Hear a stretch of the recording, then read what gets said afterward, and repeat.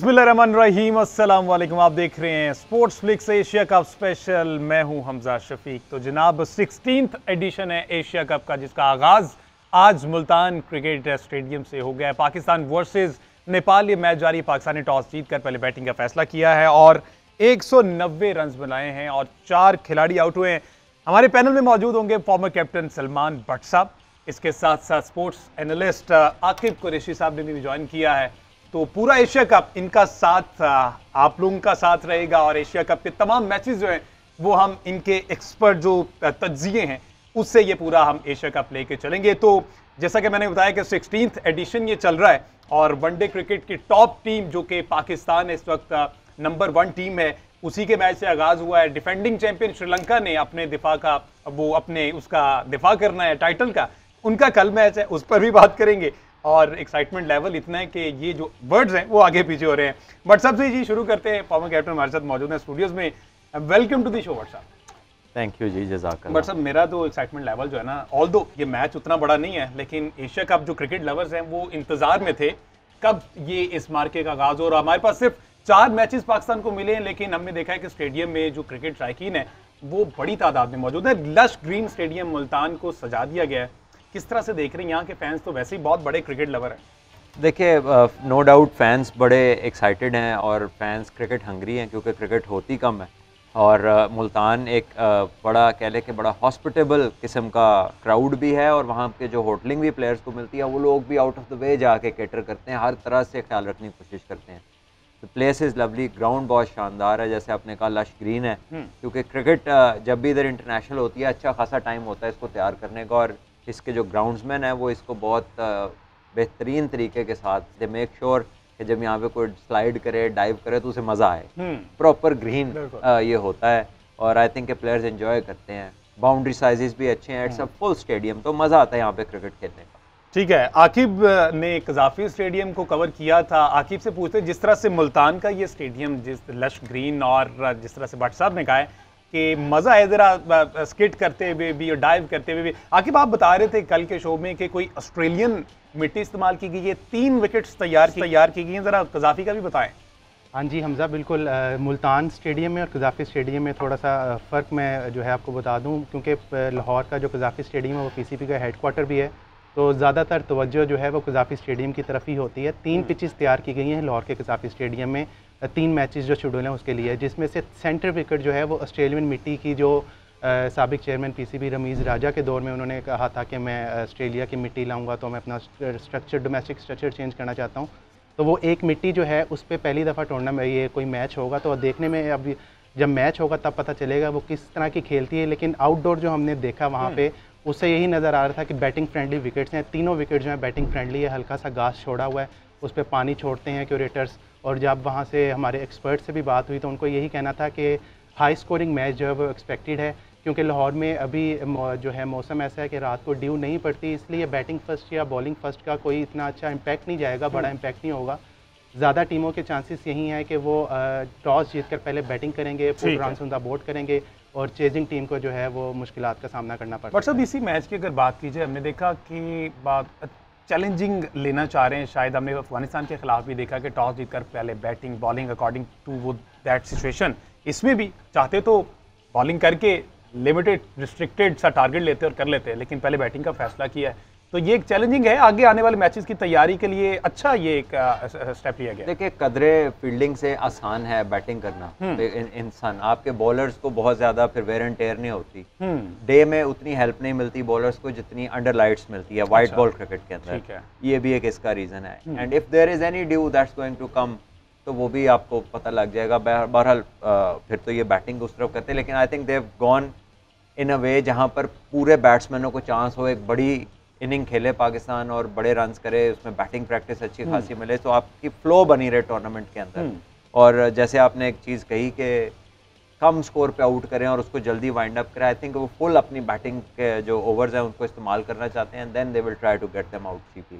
ठीक है, इस तरह से 16वां एडिशन है और पाकिस्तान सिर्फ 2 दफ़ा जीत चुका है एशिया कप में। कोई खास अच्छा कोई ट्रैक रिकॉर्ड नहीं रहा पाकिस्तान की, इसकी वजह क्या आप समझते हैं? आपने भी माशाल्लाह खेले में एशिया कप और इस तरह से। देखिए, एशिया कप कह लीजिए कि इत्तफाकन ऐसा है कि एक आउट ऑफ ऑल जितने आपने कहे हैं, एक तो 2 दफ़ा जीते हैं, दूसरा इंडिया पाकिस्तान का फाइनल ही नहीं है।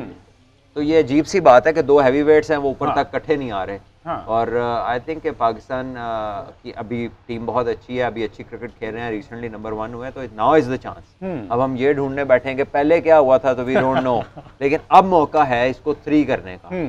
और आई रियली होप कि इसको पूरा यूटिलाइज करेगी हमारी टीम, और स्पेशली कॉन्टेक्स्ट ये है इस टूर्नामेंट का कि इससे आगे वर्ल्ड कप है और आपने नंबर 1 को मेंटेन अगर करना है तो फिर विनिंग वेज के साथ करना है। ठीक है, तो आखिर ट्रैक रिकॉर्ड वैसे क्या कहता है? पाकिस्तान 2 दफ़ा जीता हुआ है, इंडिया तकरीबन 7 दफ़ा ने इंडिया ये टाइटल जीता है।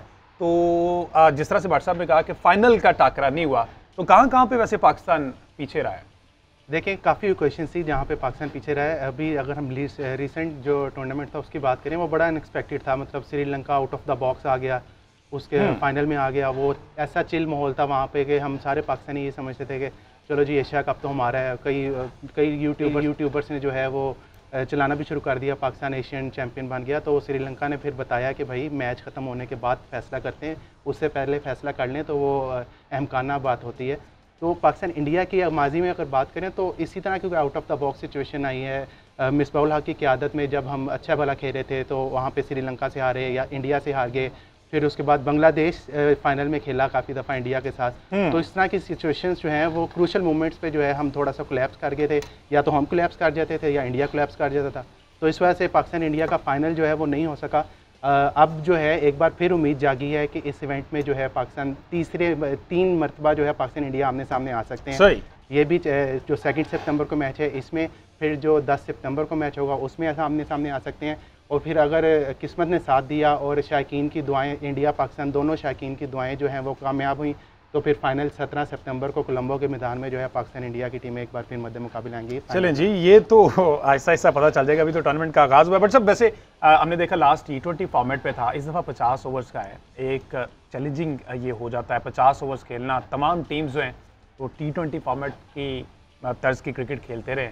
अब थोड़ा सा मुश्किल दिखाई दे रहा है। पाकिस्तान ऑल दो अच्छा है, 3 वनडे हम खेल के आ रहे हैं और रिदम में हैं।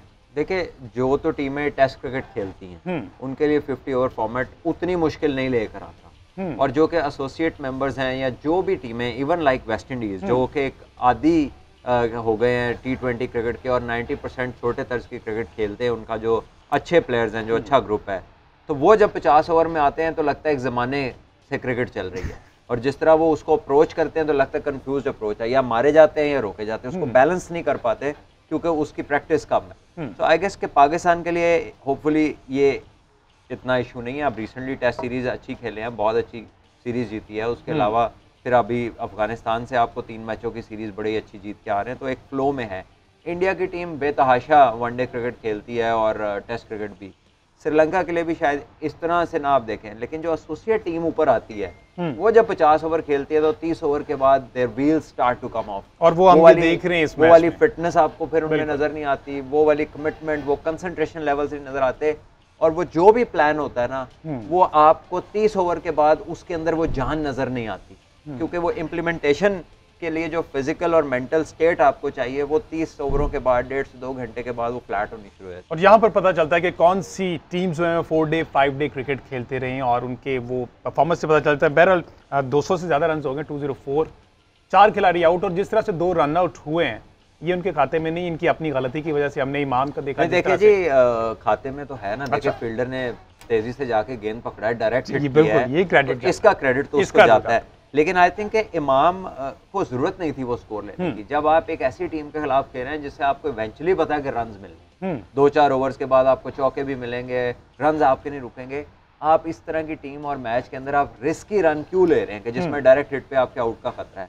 इसी तरह फखर जमान है, उन्हें पता है पिछले 3-4 मैचेस से रन्स नहीं हो रहे, थोड़ा वक्त लेना चाहिए। तो उन्होंने भी एक कह लीजिए कि नॉट अ गुड शॉट, जो उन्होंने शॉट सिलेक्शन थी उनकी, वो बॉल खिंचा हुआ गेंद था ऑन द फ्रंट फुट, वो उसको स्लैश किया उन्होंने, एंड ही वाज होपिंग कि मेरा मिडल होगा और वो चौका हो जाएगा। बट उसमें डिटेल, अटेंशन टू डिटेल नहीं थी, टेक्निकली वो कोई इतना अच्छा शॉट नहीं था। शायद फखर को इंडिया वाले मैच के लिए रखा हुआ है कि वहाँ उन्हीं के खिलाफ अच्छा परफॉर्म करता है। वो आ गया, बस अगला मैच वही है। अल्लाह करे ऐसा।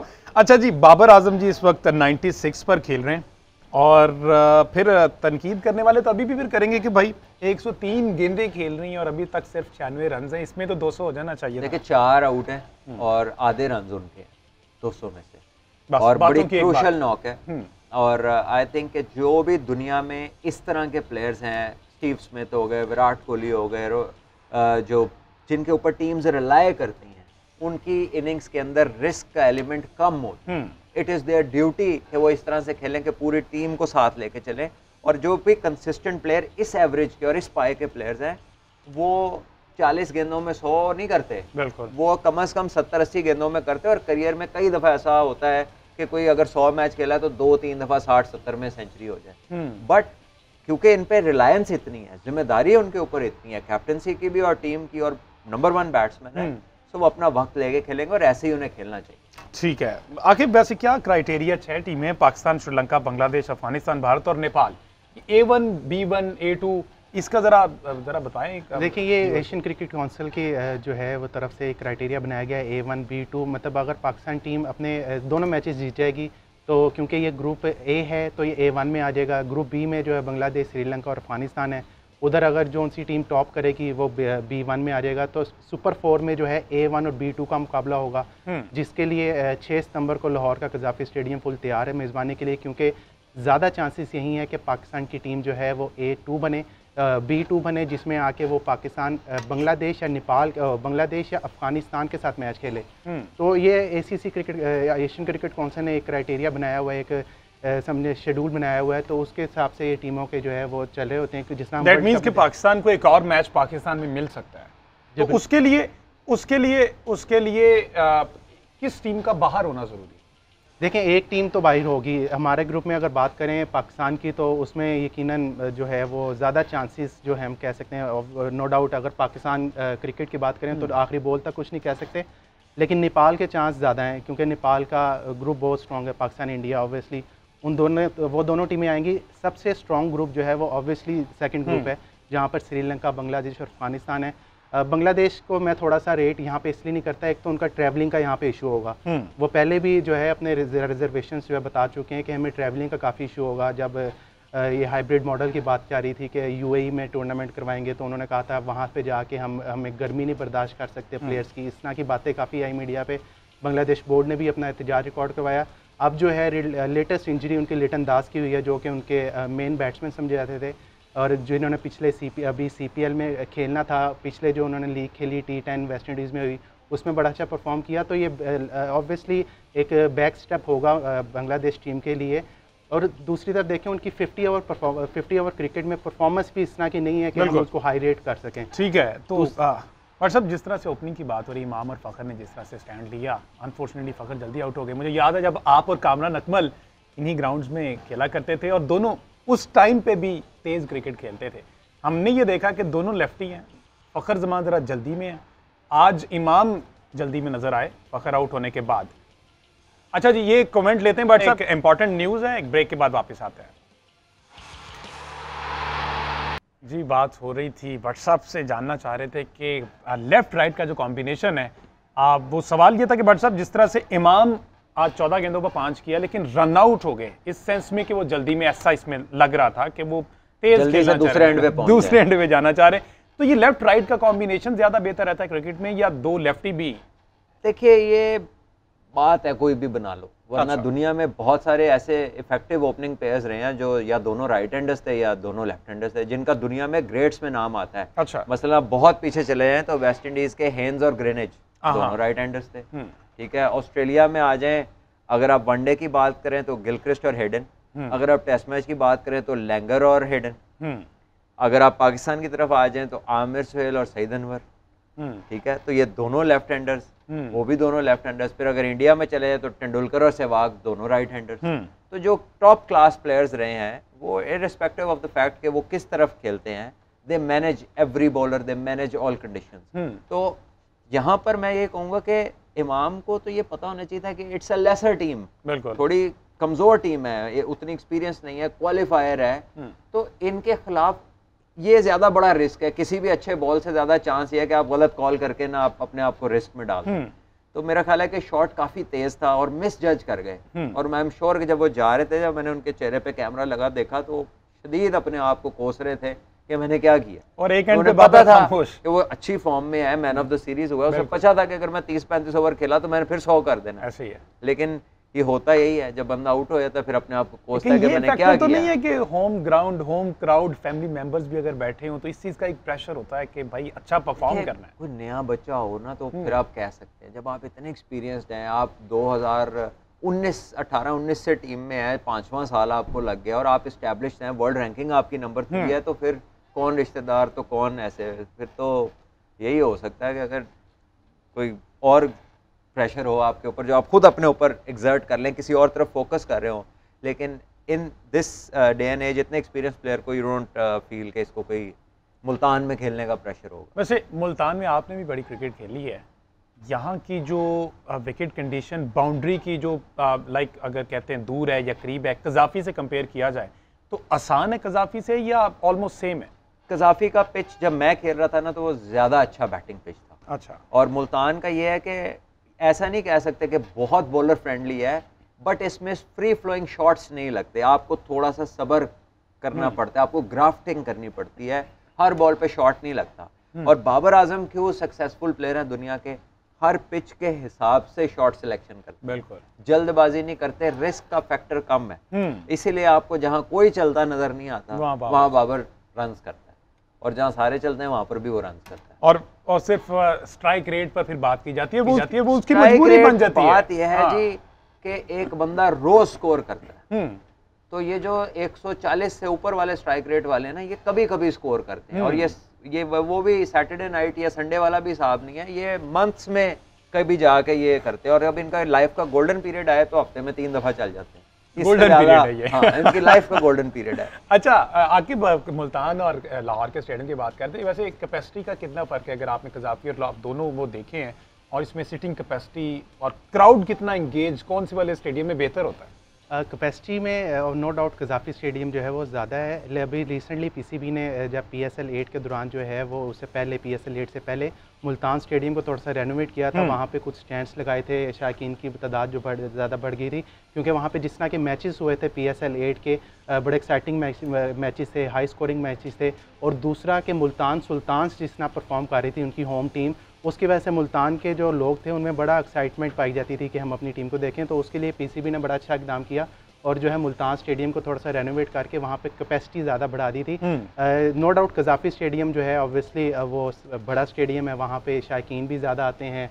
लाहौर का स्टेडियम है, लाहौर में जो है वो क्रिकेट का शौक भी ज़्यादा है, इंगेज भी लोग ज़्यादा होते हैं, तो यहाँ पे कैपेसिटी नो डाउट ज़्यादा है और यहाँ की खूबसूरती भी ज़्यादा है। मुल्तान स्टेडियम को भी थोड़ा सा उन्होंने रेनोवेट किया है, वहाँ पे एक ग्रैंड लॉन्च बनाने लगे हैं, जिस तरह का कजाफी स्टेडियम में एक ग्रैंड लॉन्च है, इसी तरह का जो है मुल्तान स्टेडियम में कर रहे हैं।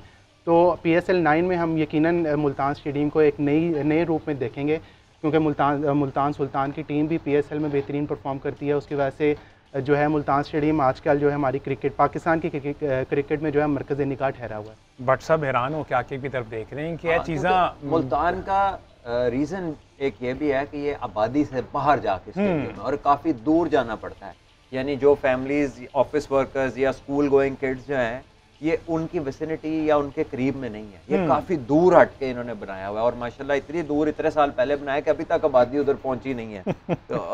तो या तो इसके इर्द गिर्द और स्पोर्ट्स के कॉम्प्लेक्स बना के इसको स्पोर्ट्स सिटी बना लेते हैं, लेकिन उसके लिए तो प्लानिंग चाहिए, विजन चाहिए, वो तो पाकिस्तान में नजर नहीं आता किसी जगह भी आपको, अनफॉर्चुनेटली।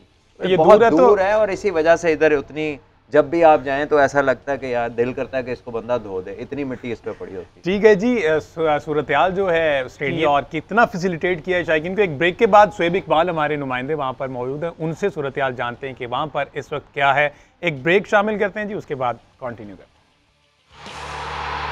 वेलकम बैक जी। पॉलिटिकल एक्टिविटी चल रही थी, पाकिस्तान ने मीनवाइल 260 रन बना लिए, 4 ही खिलाड़ी आउट हैं और बाबर आजम 117 रन पर खेल रहे हैं। इसके साथ साथ इफ्तिखार अहमद 67 रन पर खेल रहे हैं।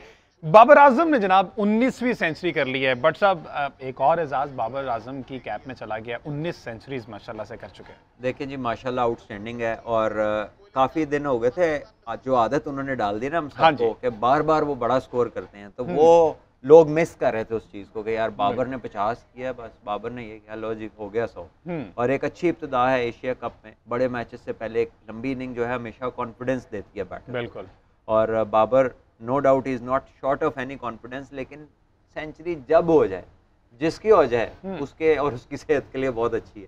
कंपेयर जिससे किया जाता है द ग्रेट विराट कोहली, उन्होंने तो बेतहाशा सेंचुरीज की हुई हैं और उनसे ही काफी जूनियर हैं। देखिए कंपैरिजन आप ड्रॉ नहीं कर सकते। देखिए हम 20 सेंचुरियां हुई हैं, बिल्कुल हमें लगता है अंबार लग गया रन, उधर 77 सेंचुरियां, 77, हाँ, जिसमें 3 साल सेंचुरी नहीं की उन्होंने, वो वाले 3 साल भी हैं।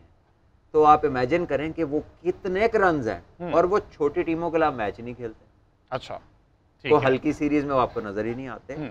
सो Babar is one of the modern greats, और विराट कोहली खुद उनकी तारीफ करते हैं।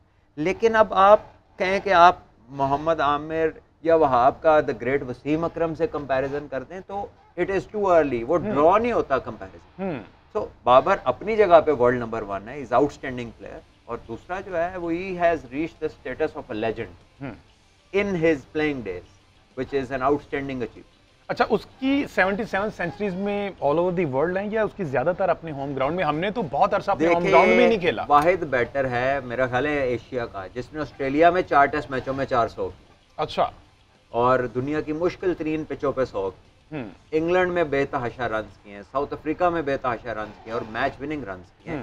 तो जो चीज़ एक्सेप्ट करनी चाहिए करनी चाहिए। वो वहाँ की जो पब्लिक है वो बाबर को उस तरह से सराहती नहीं जिस तरह वो डिजर्व करते हैं, बिल्कुल, लेकिन विराट कोहली उसको सराहते हैं। He is the number 1 batsman right now. तो ये ही बड़े प्लेयरों की कह लीजिए कि उनकी क्लास होती है कि दे नो कि कौन सा बंदा किस कदर के लायक है। आप हमेशा देखेंगे कि बाबर भी उनकी रिस्पेक्ट करते हैं, और दोनों को किस किस्म के प्लेयर। बिल्कुल, तो आई थिंक हम सबको उससे जरा देख के सीखना चाहिए कि how they respond to each other. दोनों वर्ल्ड क्लास क्रिकेटर्स हैं। ठीक है जी, टाइम कम है, बट सब क्या देख रहे हैं कि एक्सपेक्टेड टारगेट क्या है? 275 फॉर 4, और अभी बाबर आजम खड़े हुए हैं। 6 ओवर मेरा ख्याल रह गए, 5 ओवर रह गए। अगर 5 में 50 भी करें और रन, जो कि नजर आ रहा है कि होंगे, तो 325 प्लस बनता है। और आई थिंक एक कंस्ट्रक्ट करना पड़ा, ग्राफ्ट करना पड़ा, और जब 2 बैटर सेट हो गए आखिर में, तो यहाँ पे रन्स हुए हैं, बड़े रन्स हुए हैं एज एक्सपेक्टेड। लेकिन मुल्तान में फ्री फ्लो नहीं होती, आपको थोड़ा सेट होना पड़ता है, then you start to roll. Aqib, आप क्या कहते हैं? क्या आपके मुताबिक? नहीं, मैं भट्ट साहब से बिल्कुल इत्तेफाक करता हूँ। 5 ओवर में अगर 50 स्कोर्स भी होता है तो 325 हमारा स्कोर बड़ा अच्छा स्कोर हो जाएगा। ठीक है जी, कल के मैच की कोई प्रेडिक्शन भट्ट साहब देना चाहें? एक इंपॉर्टेंट और बड़ा मैच है, श्रीलंका वर्सेस बांग्लादेश। देखिए आई थिंक के दोनों टीमों की स्ट्रगल है, कुछ उधर इंजरीज हैं इंपॉर्टेंट प्लेयर्स में, कुछ इधर इंजरीज हैं। तो जो बाकी बचा है उन्होंने लड़ना है। इट्स एन इम्पॉर्टेंट गेम जैसे आपने कहा, बट आई थिंक के रिसेंटली अगर देखा जाए तो दोनों टीमें कोई बहुत ज़्यादा नज़र नहीं आती, कोई बहुत अच्छी क्रिकेट खेलती नज़र नहीं आती। तो देखते हैं कल कौन उठता है, अपनी उस हालत को कौन बेहतर करता है, क्योंकि दोनों में से एक बेहतर हो जाएगा और दूसरा जो है वो थोड़ा और डाउन हो जाएगा। इंजरीज के वाले से आकिब वैसे कौन कौन? बांग्लादेश से लिटन दास हैं, और श्रीलंका से श्रीलंका से उनका टॉप स्पिनर वनिंदु हसारंगा, जो कि लंका प्रीमियर लीग के एंड वाली स्टेज पे जो है इंजर्ड हो गए थे, और फाइनल भी बड़ा मुश्किल से खेले थे। उस टीम के कैप्टन कोच थे मुश्ताक अहमद थे, तो उन्होंने इंटरव्यू में भी बताया था कि ड्यूरिंग ब्रेक मैंने उनको कहा था मुझे हसारंगा भाई तुम्हारे 4 ओवर चाहिए और ये चाहिए मुझे। तो उसके बाद हसारंगा ने 4 किए थे। उसके साथ फास्ट बॉलर चमीरा जो हैं वो भी इंजरी का शिकार हैं। तो सलमान भाई वाली बात कि इंजरी वर्सेस इंजरी वाली टीम है। अब देखते हैं लेट्स सी जी क्या होता है। आज के मैच में जी 275 फॉर 4, कल भी एक इंपॉर्टेंट मैच है। आज पाकिस्तान अपनी जीत से ही इस एशिया कप का आगाज करेगा। आज के शो से फिलहाल कितना है।